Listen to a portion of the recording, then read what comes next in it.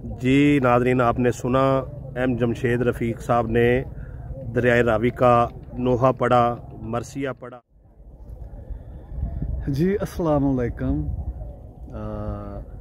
मेरे बहुत ही प्यारे तमाम सुनने वालों, जहाँ तक हमारा पैगाम मोहब्बत जा सके वहाँ तक इस बंदा नाचीज़ का सलाम भी पहुँचे। तो आप ये देख रहे हैं कि मेरे पीछे ये दरियाए रावी का एक बड़ा दर्दनाक मंज़र है। दर्दनाक इसलिए है कि कभी ये दरिया जो था ये लबालब भरा हुआ करता था, अब तो इसके पैंदे भी नज़र आ रहे हैं, इसकी बुनियादें भी नज़र आ रही हैं। आज मैं और मलिक मुनीर सेन साहब हमने फ़ैसला किया कि आओ चलते हैं इस यख बस्ता मौसम में, जबकि टेम्परेचर 7 डिग्री सेंटीग्रेड है और बहुत ही ज़्यादा ठंडा मौसम है। और मौसम की इस ठंडक और खुनकी में हम दोनों आए हैं आज दरियाए रावी को सलाम करने के लिए, एक ऐसा रावी जो मर चुका है। आज हम आए हैं दरियाए रावी के मज़ार पे, देख रहे हैं कि दरियाए रावी का ये मज़ार है और इस मज़ार पे हम फूल चढ़ाने के लिए आए हैं और फातिहा खानी करते हैं। कभी ये दरिया लबालब भरा हुआ करता था, मगर आज ये दरिया बिल्कुल अपनी मौत। जी नाज़रीन, आपने सुना एम जमशेद रफ़ीक साहब ने दरियाए रावी का नोहा पढ़ा, मरसिया पढ़ा और इसमें उन्होंने जो है दरियाए रावी से इजहार अकीदत और मोहब्बत किया और इसमें एक मुकम्मल मैसेज और पैगाम भी आवाम को दिया कि हमें इसको उजाड़ना नहीं चाहिए था, बल्कि इसको आबाद रखना चाहिए था। और जहाँ पर इसके ज़िम्मेदार जो हैं हुक्मरान हैं, वहाँ पर मैं समझता हूँ कि अवाम भी इसकी ज़िम्मेदार है। आप देखेंगे, अगर आप एक मज़दूर को सुबह जो है वो काम पर लाते हैं और शाम को उसको दिहाड़ी नहीं देते तो वो अगले दिन काम पर नहीं आएगा। यानी एक तरीक़ाकार है कि अगर आप किसी से काम ले रहे हैं तो बदले में उसको कुछ देंगे।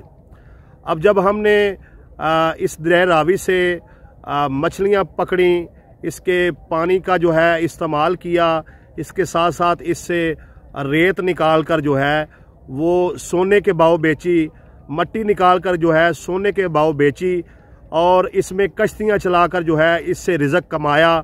इससे तरह तरह के जो हैं वो फ़ायदे हासिल किए और इसके किनारों पर जो है वो अपने जानवर चराए और अपने लिए दीगर बहुत सारे फ़वाइद जो हैं वो इस दरिया से हासिल किए। लेकिन बदले में हमने इसको गंदा पानी दिया, बदले में हमने इसको कचरा दिया, बदले में हमने इससे हद से ज़्यादा खुदाई करके इसमें जो है एक खंदकें खोद दी हैं जगह जगह पर और इससे बदसूरत बनाने में हम जो किरदार अपना अदा कर सकते थे हमने कोई कसर नहीं छोड़ी। यानी अगर कोई इंसान ये कहे कि दरिया को उजाड़ दो तो इससे ज़्यादा हम नहीं उजाड़ सकते थे जितना हमने इसे उजाड़ा है।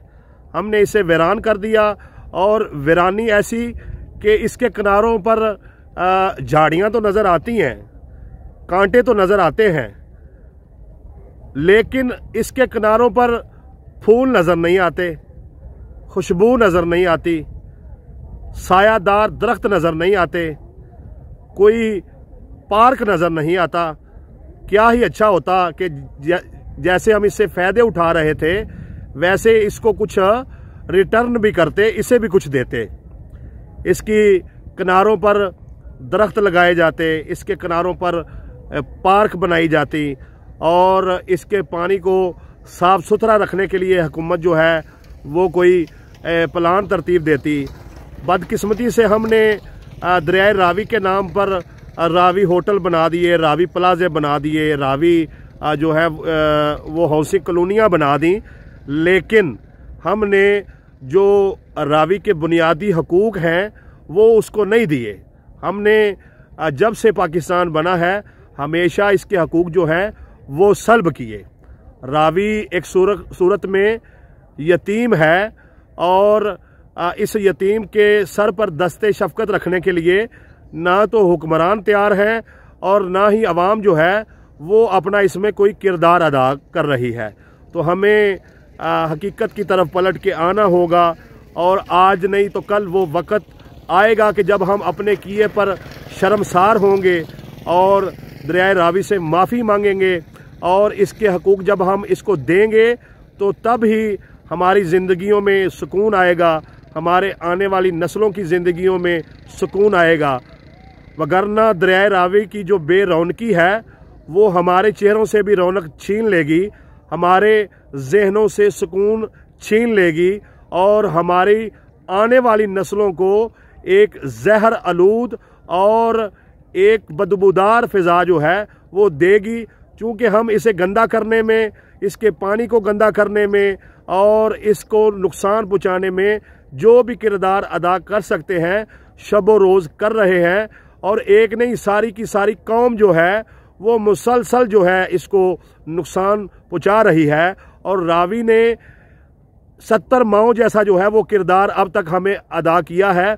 जब से पाकिस्तान बना है ये हमें रेत भी दे रहा है, ये हमें मट्टी भी दे रहा है, ये हमें मछलियाँ भी दे रहा है, ये हमें साफ़ सुथरा माहौल भी दे रहा है, ये हमें ताज़ा हवा भी दे रहा है, ये मौसम के टेम्परेचर को कंट्रोल रखने में भी अपना किरदार अदा कर रहा है। तो एक तरफ हमारा किरदार है, एक तरफ दरियाए रावी का किरदार है। अब हमें अपने किए पर शर्मिंदा होना होगा, रावी से माफ़ी मांगनी होगी, अपने किरदार को बेहतर करना होगा, वगरना रावी के साथ साथ जो है वो वक्त दूर नहीं हमारी भी मौत हो जाए। तो ये दरियाए रावी कभी पाकिस्तान के अंदर कौमी मुआशरत की एक शाहरग भी तस्लीम की जाती थी।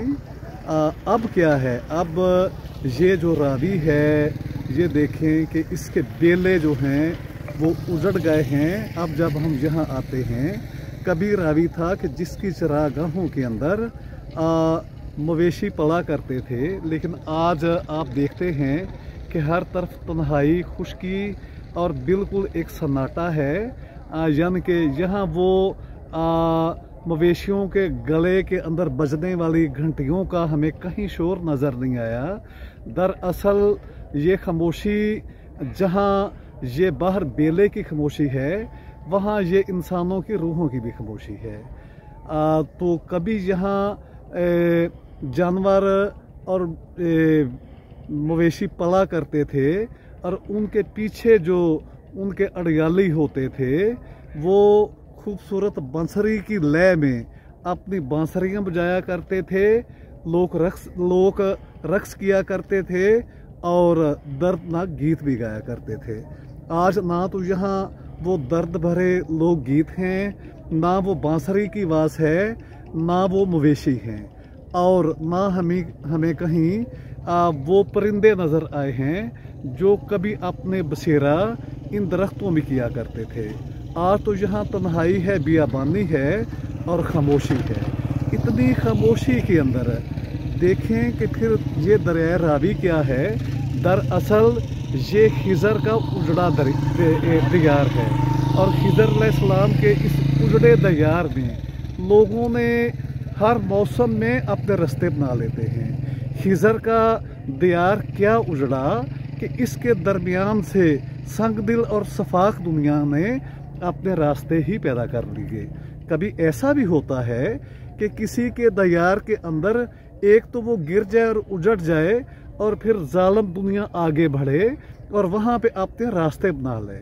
ये दुनिया की एक अज़ल से सफाकी है, मगर ये दरियाए रावी आज हम इस पे फातिहा खानी कर रहे हैं, इसका नोहा गा रहे हैं, इसके नगमे गा रहे हैं, दर्दनाक नगमे जो हमारे हुक्मरानों ने हमें गाने के लिए कहे हैं। अगर इसको अपने जो पानी के आबी मुआहदे थे उसके तहत ये रावी को इंडिया के हवाले ना किया जाता तो आज रावी हमेशा आबाद होता। ये बेले आबाद होते, ये जंगल आबाद होते, यहाँ पंछी होते, यहाँ जानवर फिरते और उनके गले में बंधी हुई घंटियों की आवाज़ें होती, मगर आज यहाँ कुछ भी नहीं है। तो आओ ज़रा मिल के रावी के मज़ार पे फातिहा ख़वानी करें। और मैं ये भी बताना चाहता हूँ कि ये वो कभी अजीम रावी था जो लबालब भरा होता था, मगर आज यहाँ तन्हाई है, सुकूत है, खामोशी है। और एक असूल कुदरत है कि अगर हम मौसमों की एतदाली चाहते हैं तो मौसमों की एतदाली के लिए ये एक शर्त है। जहाँ जहाँ भी दरिया बहते हैं उनका एक ख़ास लेवल ये होता है कि दरिया का कभी पेंदा नज़र नहीं आना चाहिए।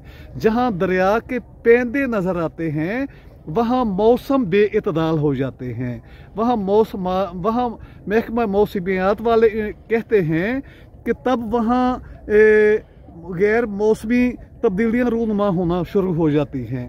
तो ए रावी, ए मरते हुए रावी, ए मरे हुए रावी, तू यकीनन क़यामत के दिन अल्लाह से शिकायत करेगा कि लोगों ने तुम्हारी शारक दुश्मन के हाथ में दी हुक्मरानों ने, और उन्होंने तुझे दबोचा और तुम्हें मार।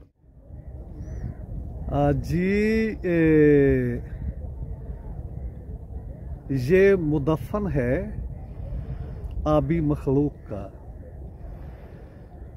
दरिया रावी क्या मरा कि इसके साथ ही आबी मखलूक भी मर गई। ये जो इस वक्त आपको इसके अंदर थोड़ा बहुत पानी नज़र आ रहा है, ये दरअसल नेचुरल दरियाई पानी नहीं है, बल्कि ये लाहौर जैसे शहर का गंदे नालों का गंदा पानी है, जो इतना मुज़र और इतना जहरीला है कि इसके अंदर आबी मखलूक बिल्कुल ज़िंदा नहीं रह सकती।